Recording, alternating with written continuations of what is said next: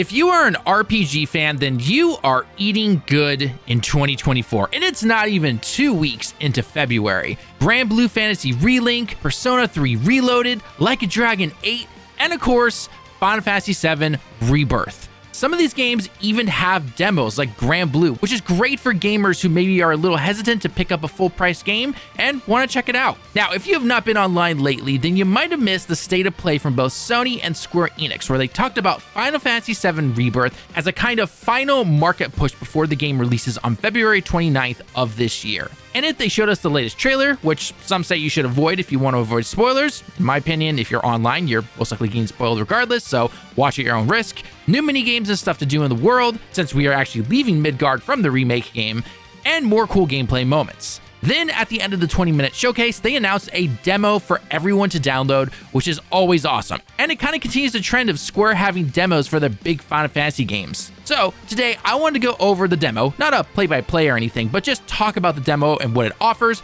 compared to the demo that I got to try out at the Tokyo Game Show back in 2023, some helpful tips and tricks for not only the demo, but will carry over to the full release of the game, and finally, should you buy this game?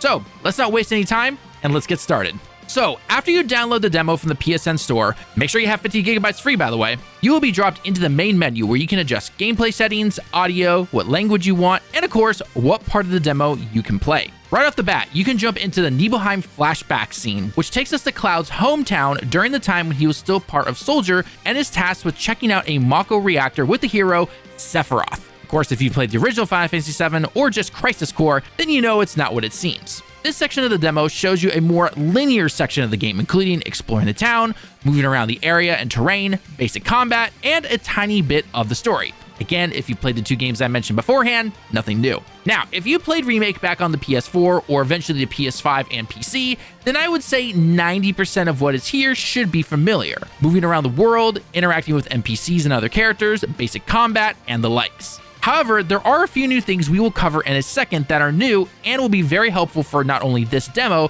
but for the full release of the game if you decide to pick it up. The first part of this demo will take around about an hour and a half if you really try to explore everything and take your time. I mean, heck, there's a piano section where you can just play on the piano. I don't have any B-roll of this, but you've probably seen it in the trailers. Once you get to this particular scene right here, then the demo will be over. After the "thanks for playing the demo" scene shows up, you will see another part of the demo is unlocked. However, it's not available yet. This is because the developer said in the state of play that the demo will get an update either next week or the week after at the time of this recording on the 8th of February. This will allow us to try out the open world portion of the game, which really is most of the full game since, again, we're leaving Midgard after Final Fantasy VII Remake. Now, if you've seen any of the trailers, then you might know what to expect. More combat opportunities, maybe some chocobo riding, seeing a new area, and more.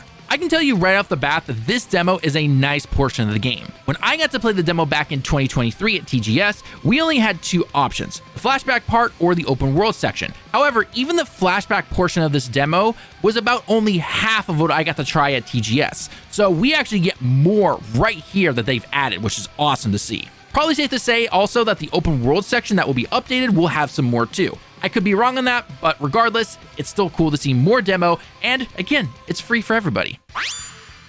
Now, if you've played the remake either back on the PS4 or recently on PS5/PC, then you probably have a good idea of how Rebirth is going to play and what it's going to be giving you. I mean, story alone should be a reason, but sometimes new players stumble upon these demos and they want to see what it's like. There are, however, some changes in the game that I feel are important to highlight for both combat, traversal, and simply how you approach this game compared to Remake. These are going to help you, again, as I've stated multiple times already, in the demo and for the full release. One right off the bat I remembered from the TGS demo, and of course here, is moving around the environment. By holding down the circle button or simply pressing it, you can not only hop over small items, but you can also climb up certain terrain and even structures to reach new areas and find chests and items.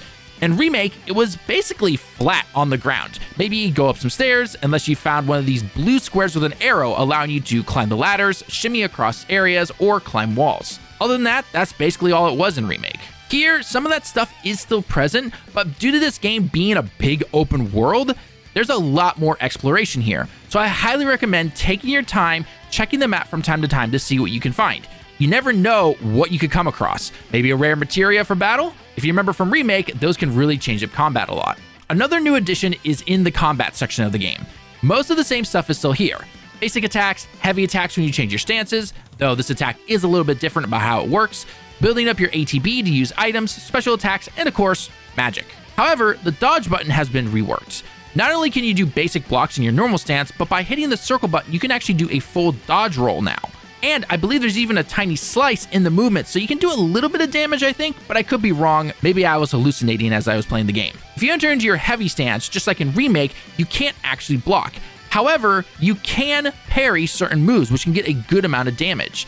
I don't remember this being as flashy in Remake, or maybe it's changed up a little bit here, but regardless, get used to parrying some of your opponent's moves if you like to rely on this particular stance to do more damage with your sword. Just keep in mind, however, though, not every move can be parried. The final change, at least in the flashback part of the demo, is the team-up moves. The first one is when you hold down the block button, so R1, and then depending on what face button you press, so X, triangle, circle, or square, you can perform a sort of combo with your teammates. For example, Cloud can charge up his sword while Sephiroth is attacking the enemies.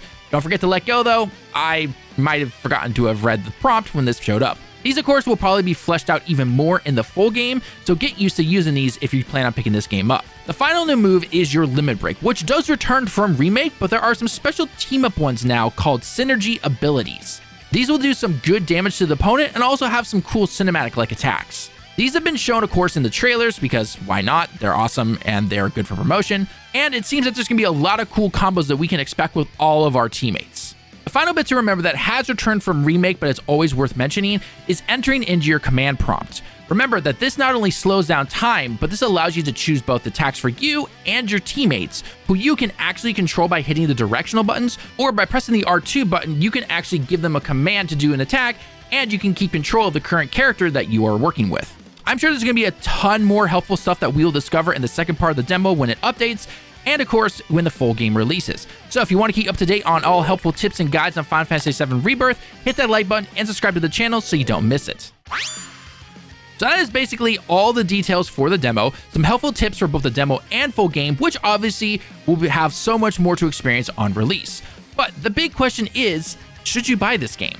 Is it worth the hype? I mean, if you know anything about Final Fantasy or any RPGs in general, you know Final Fantasy VII Rebirth has been pretty hype in a lot of gamers' eyes for the last probably year or so. Well, if you played Remake and thought it was at minimum a good game, then you're already picking this game up, regardless of what I say. However, if you did not enjoy Remake for whatever reason, be it story, gameplay, etc., and you're hoping for a major shakeup / change in this game, then I'm sorry to say, this is not the game for you. Just like with other games in the past, a sequel builds upon the foundation of the first game and improves it. If you did not enjoy Remake, then I'm sorry, you're not going to enjoy Rebirth. But of course, that's why it's always recommended to both try out the demo if it's available, and read and watch as many reviews as possible, and come to your own conclusions with your decisions on whether you should buy this game or not. As for me personally, I'm getting this game day one and playing non-stop from the moment I get it throughout the weekend. I of course have to record as many boss guides as possible though, and that takes a long time. Similar to our Prince of Persia guides, which you should check out in the pinned comment if you haven't already, by the way. Heck, if you're seeing this video later, or maybe even after the release, let us know if you actually picked up the game though, or if this video changed your mind, or if you are already going to buy it, or you just have no interest in it whatsoever. But with all that being said, that's going to do it for this video. We've covered everything that we talked about, and hopefully we provided you with enough information that you want / need to make your decision if you decide to buy this game or not. If you enjoyed this video, then consider hitting the like button, or at the very least, leaving a comment down below. It helps us a lot with that old scary algorithm. If you enjoy discussion videos and guides on some of the latest games, check out the pinned comment like we mentioned before, and subscribe for more guides on Final Fantasy VII Rebirth. We are 100% covering as much of this game as we possibly can when it releases at the end of the month. With all that being said, I've been Tallen with Direct Gaming. Thank you so much for stopping by the channel. Hope you have a great day and week, and we will see you all in the next one. Johnny.